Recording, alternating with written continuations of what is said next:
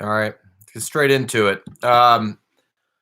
Belated FZ Nassau review. Nonetheless, uh, recap review. Apologies. Um, Starting off with a bit of a controversy there with the YouTube gimmick, which is something I've heard a few fans talk about. It's almost this new conspiracy theory, like the band is just bilking fans, and they're choosing what songs to start the set with based on YouTube viewers who would later subscribe. Kind of out there. Wonder if he's down with the 9/11 conspiracies and the Sandy Hook conspiracies, but this is definitely one of those Phish conspiracy theories that I don't believe in. I don't think Trey's up there going, all right, we got 7 minutes of Ghost. We need to cut it short. Only give him 7 minutes. 8 minutes is cutting into our budget. But from there, also a bit of a controversy as far as the wedge. Comments about the wedge. A bit of a nothing burger, apparently, in his mind. Kind of slammed it almost, but then he sort of backtracked a little bit, said, hey, wedges for some people if you liked it. Um, you know, Moving from there, he actually segued very well, I felt, between songs. It was one after the other and hitting on, it's not the usual just kind of first set, second set, jumping around. It's very structured, very streamlined. From there, moved into the Chomper anthem character Zero. Um, I could never not have more Chomper talk. And I think when he comes in with any sort of Chomper references, I always want him to take it a little bit type 2. I want him to go out there. Just let him explore his imagination. Who are Chompers? Why is character Zero their juice? Their Chomper juice. I did like the scene he painted with "Everything's Right," moving to the second set from there. Almost like a movie soundtrack. Seeing almost like a F. Zappa as a sort of Kubrick or Scorsese character, taking a song and applying a visual to it.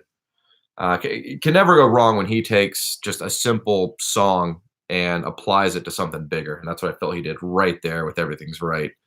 And that little trip he took us down. Mike's hair, 25% THC. Not sure what it means. Not sure how you measure that or how THC gets absorbed into one's hair, much less 1/4 of one's hair. But in F. Zappa world, it makes sense. And somehow it makes sense to me too, I guess.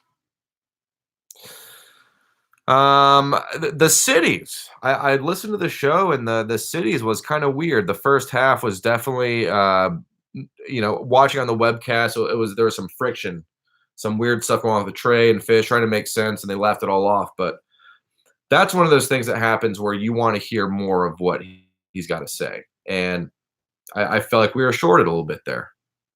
Love to have heard more about those type of flubs. And frankly, if you don't comment on a flub, that in of itself, I think, is a flub. But all flubs excused with the respect he paid to Ruby Waves. Tip of the hat to previous recaps as far as the Alpine Ruby Waves. Nice to hear someone talking about the Ghost of the Forest material positively. And he definitely did that. Also, giving props at 20 years later. Not my favorite. Not many people's favorites. But when he comes in and goes out on a limb like that, those type of opinions are what he's known for. He's not going the mainstream fantasy tour route, hating on the new stuff. He says, you know what? 20 years later, I'll take it. I do miss more of the Santos analysis. One of my favorite new songs. I'd love to hear him dive into that deeper. Did Trey shred? Was it cut off? I don't know. It seemed like the entire ending was rushed. It's that late fourth quarter in the recap. He knows the clock's ticking. It's moving about 5 minutes. About 4.5 minutes, he started to speed up a little bit.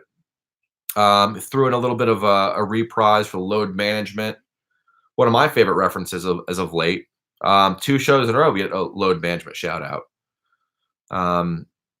I think Derek Rose mentioned his career stalling because of lack of load management. So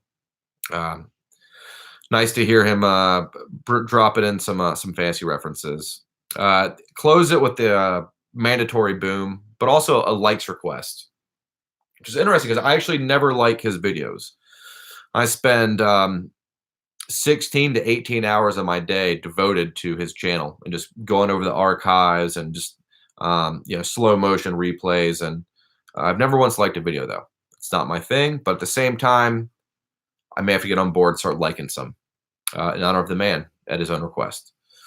As always, ends it with a boom, and can't go wrong with that. It's the tweezer reprise of the F Zappa videos, the boom.